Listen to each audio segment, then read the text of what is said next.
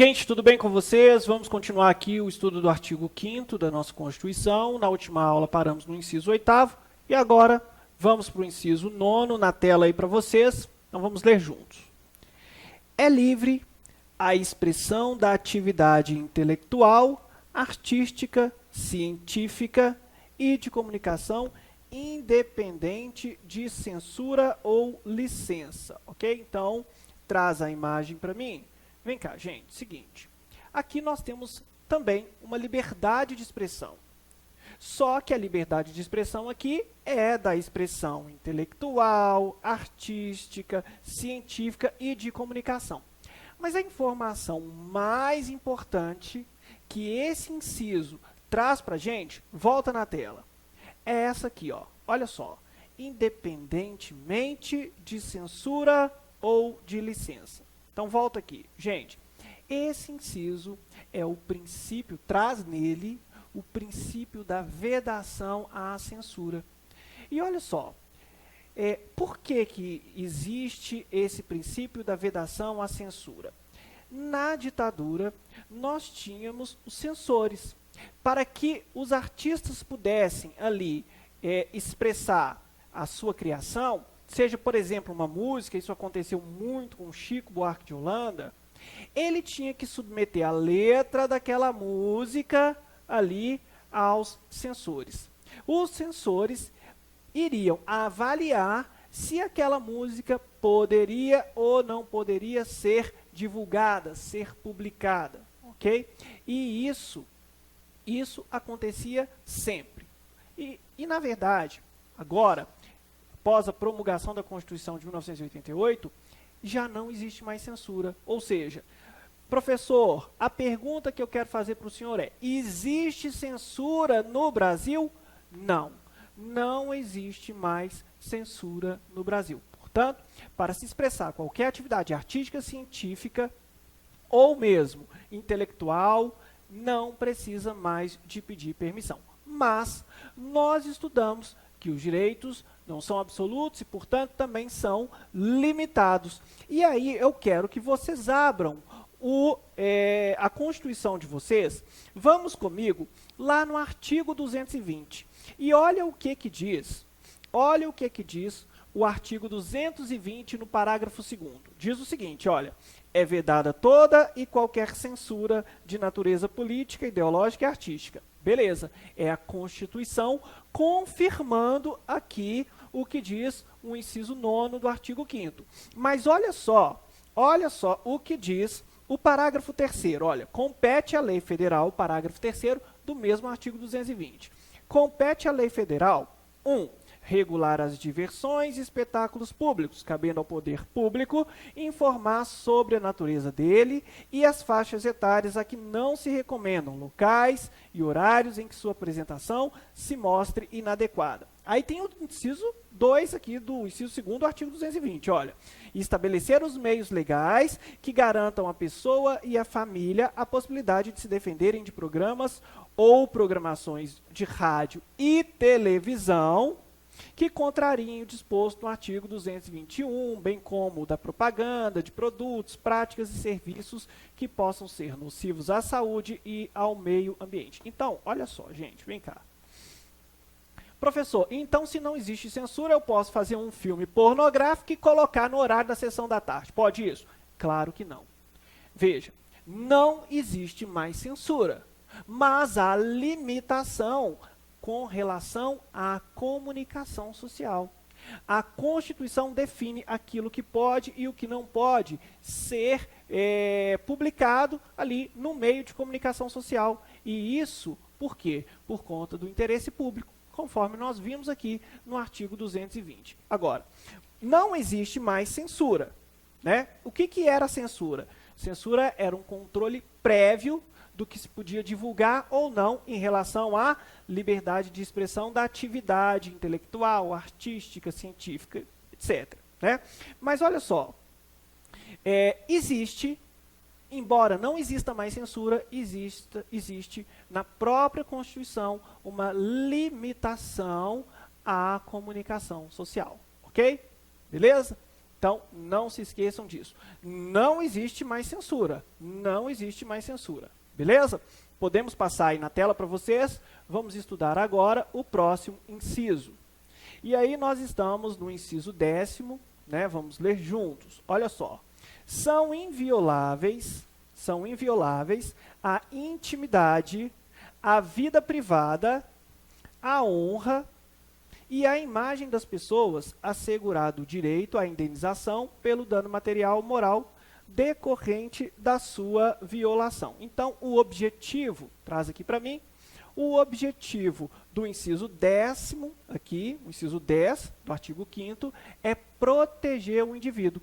E proteger o indivíduo, mesmo frente ao Estado e frente a outro indivíduo que queira o quê? Que queira violar esses direitos aqui, que são os direitos à vida privada, à intimidade e à honra, ok? Mas olha só, em tempos de internet, em tempos de mundo globalizado, em tempos de redes sociais, esse inciso 10º é muito atual, é muito importante. Nós tivemos aí recentemente, ó, atores como Stênio Garcia, atrizes Carolina Dickmann, que teve ali, ó, a sua intimidade, a sua vida privada violada em razão de pessoas que se apossaram de forma indevida de arquivos, né, arquivos pessoais deles e publicaram na internet, mandaram para outras pessoas. Pode isso? Não, não pode.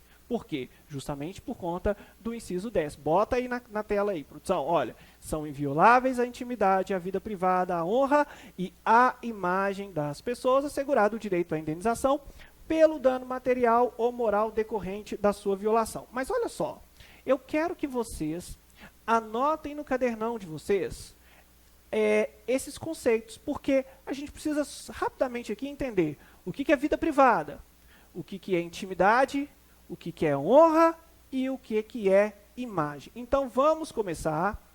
Anotem no cadernão de vocês. Eu já escrevi aqui no quadro o inciso que nós vamos estudar, então não vou escrever aqui para vocês não, prefiro ditar. Vida privada, anotem aí. É tudo aquilo que não pertence ao âmbito da intimidade. Repetindo, tudo aquilo que não pertence ao âmbito da intimidade. Isso é vida privada. Tudo aquilo que não pertence ao âmbito da intimidade. Mas não transparece à esfera pública. Então, vida privada é aquilo que não pertence à intimidade, mas também não vai para a esfera pública. Não pertence à esfera pública, não transparece na esfera pública. Eu vou explicar já já. Anotem aí também o conceito de intimidade. Falamos de vida privada. Vida privada é tudo aquilo que não é intimidade, mas que não transparece à esfera pública. Já a intimidade é um modo de ser, é a identidade, é um modo de ser que compõe identidade, sentimentos e confidências de uma pessoa. Então, vou repetindo, intimidade, modo de ser, que compõe a identidade, os sentimentos, as confidências de uma pessoa. Vamos entender isso aqui? Vem aqui no cantinho comigo. Melhor aqui, né, produção? Olha só. A diferença de vida privada, ó. Mas, professor, por que você está aprofundando? Gente, eu estou aprofundando. Porque é melhor vocês saberem mais do que saberem menos. Se vocês sabem mais, vocês vão para a prova preparado e para qualquer prova. E, na verdade, o meu intuito aqui não é preparar vocês só para esse concurso, não. Prepará-los para outros mais, ok? Então, vem cá. A vida privada é este círculo, ok? Este círculo aqui, ó, nós vamos chamar de vida privada. Dentro da vida privada tem um outro círculozinho que nós vamos chamar de intimidade. E fora daqui é a esfera pública, ok? Fora daqui é a esfera pública. E na esfera pública nós temos a honra. A honra são aqueles valores sociais, né? Na verdade, até honra eu gosto muito do conceito que meu amigo Nelson Rosenwald usa. Ó, ele diz que honra é a soma de conceitos positivos que cada pessoa goza em sociedade. Então, meu amigo Nelson Rosenwald diz o seguinte, que a honra é a soma de conceitos positivos que cada pessoa goza em sociedade. Então, por exemplo, se eu chamar uma pessoa de ladrão, uma pessoa de ladra, né, melhor dizendo, se eu chamar um cara de ladrão, olha, você é um ladrão, eu posso estar ferindo a honra dele se de fato ele não foi ladrão, se de fato ele não roubou, ok? Então, por quê? Porque essa conduta de roubar é uma conduta reprovável pela sociedade, por isso eu vou ferir a honra dele. Agora, a vida privada, por exemplo, é a vida familiar que se vive e que a pessoa que está no contexto da vida privada, ela vai escolher se aquilo vai transparecer ou não. Na verdade, se não transparece para a esfera pública, pertence à chamada vida privada. Okay? Intimidade já é mais íntimo, já pertence à pessoa, são segredos, né, que a pessoa tem e ela não expõe, são sentimentos dela. Okay? Então, essa é a diferença, intimidade e vida privada. Okay? Honra são aqueles atributos que são valorizados em sociedade, ok? E que cada sujeito goza daqueles predicados, daqueles pressupostos positivos que se relacionam com a honra, ok? Então, não podem ser violados nem a vida privada, nem a intimidade, nem a honra e a imagem, professor. O que é imagem? Anota aí. Imagem é toda representação plástica, gráfica ou por qualquer outro meio de uma pessoa. Não pode ser violado. Eu não posso pegar uma imagem de uma pessoa e colocar em qualquer lugar. Por exemplo, recentemente, nós tivemos aí a atriz Giovanna Lancelotti, que entrou com uma ação, e foi vitoriosa nessa ação contra o Facebook, né? E nessa ação, o que havia? Várias pessoas pegaram fotos dela e criaram fakes dela. Pode isso? Não pode. Utilizaram a imagem dela? Utilizaram e criaram fakes nas redes sociais. O Facebook permitiu isso. E ao permitir isso, criou-se um dano para ela e ela ingressou com a ação contra o Facebook e conseguiu. Por quê? Estavam ali, ó, violando o quê? A imagem dela, ok? Então, a imagem pertence ao indivíduo. Todos esses atributos, vida privada, intimidade, honra, imagem, são chamados pelo direito civil de direitos da personalidade. Portanto, não podem ser violados, ok? Então, na tela para vocês, nós vamos estudar agora o próximo inciso. O inciso 11, esse é interessantíssimo, ó. O inciso 11 diz o seguinte, está aí na tela para vocês. A casa é asilo inviolável do indivíduo, ninguém nela podendo penetrar sem consentimento do morador, salvo em caso de flagrante delito ou desastre, ou para prestar socorro durante o dia por determinação judicial. Então, traz a imagem para mim, vem cá. Primeira coisa que a gente tem que analisar no inciso 11 do artigo 5º da Constituição é o conceito de casa. O que é casa? Será que casa é só aquele pessoal que tem uma casa mesmo, a propriedade, tudo, e mora nela? Gente, não é isso. Casa é qualquer compartimento habitável. Casa pode ser a parte interna de um escritório de advocacia, casa pode ser o trabalho de uma pessoa, casa pode ser lá debaixo da ponte, aquele cercadinho com caixa de papelão, com caixa de madeira, ali é a casa do indivíduo. Ali é tido como um compartimento habitável, portanto, é considerado casa. E para ser considerado casa, não pode ser, e por ser considerado casa, não pode ser violado. Porque, olha aí no artigo 11, a casa é o asilo inviolável do indivíduo. Está aí na tela para vocês. Ninguém nela podendo penetrar. Só pode penetrar se o indivíduo fizer o quê? Se ele fizer assim, ó, beleza, está autorizado, te dou o consentimento para você entrar na minha casa. Mas pode acontecer de um indivíduo falar assim, ó, não, você não pode entrar na minha casa. E aí, hein, gente? Como que faz? Aí, nós temos que entender que existem duas hipóteses. Por exemplo, ou você vai poder, no caso, o poder público, poderia entrar na casa do indivíduo de dia ou de noite. Então, vamos entender isso aqui? Vem comigo aqui no quadro. Ó, vamos lá.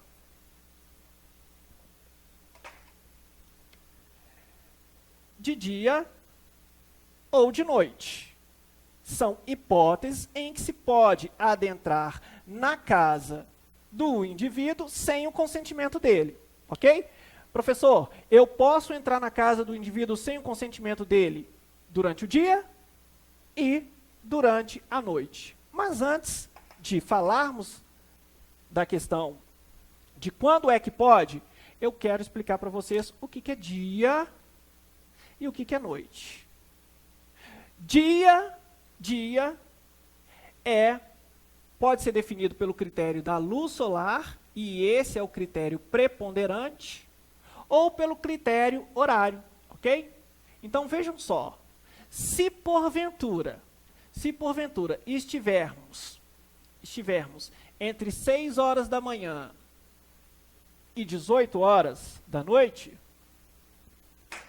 18 horas, estaremos de dia. Mas se mas nós só iremos considerar o horário de 6 e 18 horas se nós não pudermos definirmos o critério da luz solar. Porque mesmo que seja 18h30, mesmo que seja 19 horas, mesmo que seja 8 horas da noite, se estiver clarão, se tiver luz solar, é considerado dia. E olha, vamos voltar aqui para o inciso 11. Olha só. Sem o consentimento do morador, salvo, ou seja, eu posso entrar em caso de flagrante delito, ou desastre, ou para prestar socorro, ou durante o dia, por determinação judicial. Então, veja só, aqui o inciso 11 estabeleceu algumas hipóteses que eu posso entrar na casa do indivíduo sem o consentimento dele. E quais são as hipóteses? As hipóteses aqui, ó, durante o dia, é FDS mais JUDI. E durante a noite, eu só posso entrar no caso de FDS. Professor, o que é isso? Isso aqui é dica para vocês. Olha aqui para mim. Isso é dica para vocês não, na prova, não marcarem o X no lugar errado.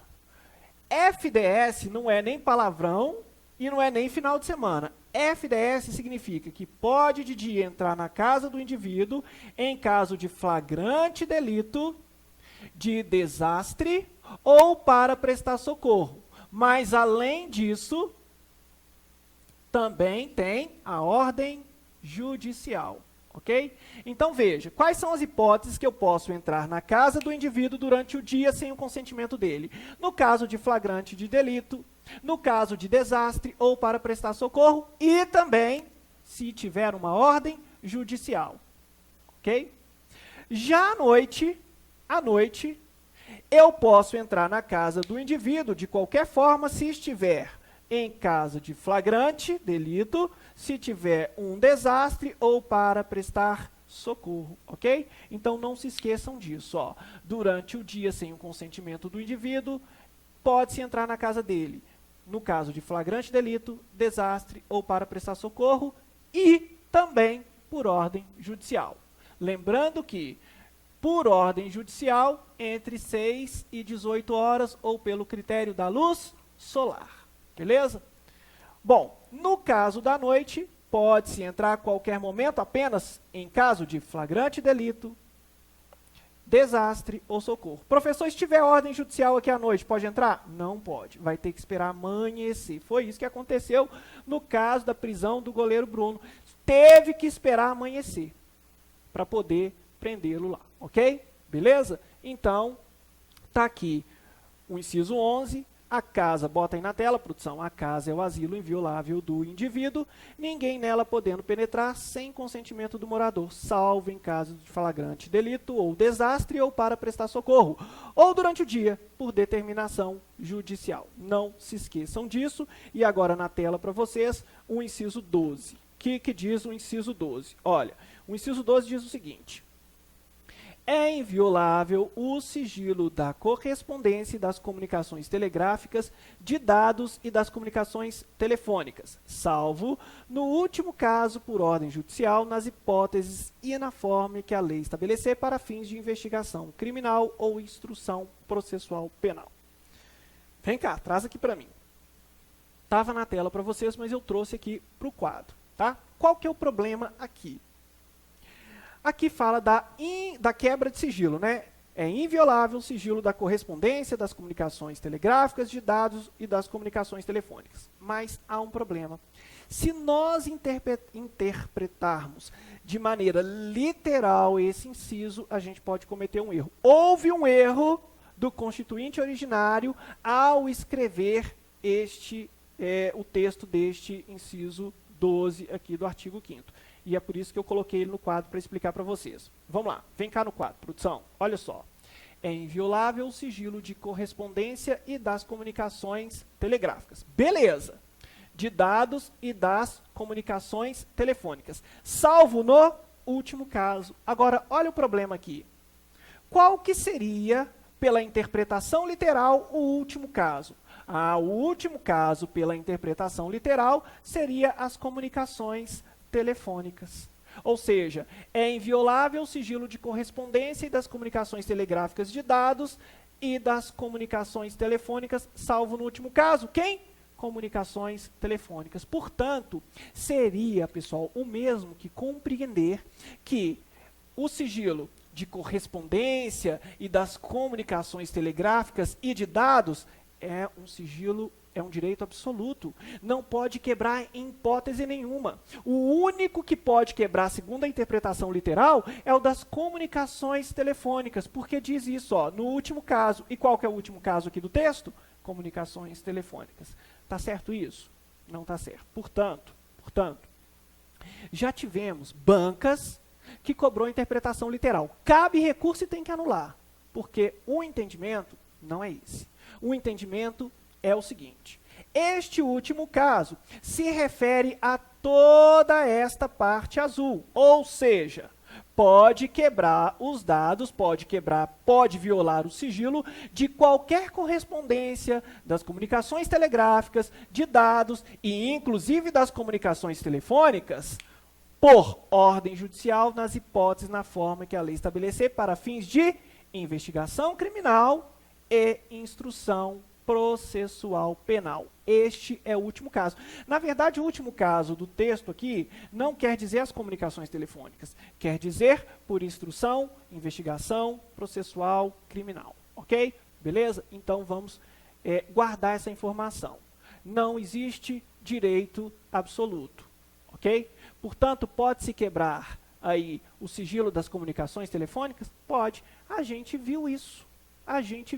Inclusive foi divulgado para o Brasil inteiro, né, na Lava Jato. O juiz Sérgio Moro divulgou aí as comunicações telefônicas entre a presidente Dilma e o ex-presidente Lula, demonstrando que pode-se quebrar o sigilo das comunicações telefônicas. E o restante, pode-se quebrar também?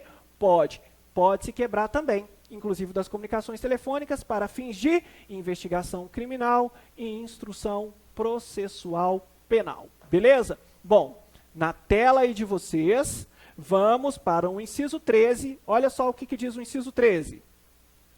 É livre o exercício de qualquer trabalho, ofício ou profissão, atendidas as qualificações profissionais que a lei estabelecer. Traz para mim. Gente, vem cá, bacana, né? É livre o exercício de qualquer trabalho, ofício ou profissão. Eu posso exercer qualquer trabalho? Posso. De acordo com o que está aqui na Constituição, eu posso. Eu posso ser marceneiro? Posso ser marceneiro. Posso ser cozinheiro? Posso ser cozinheiro.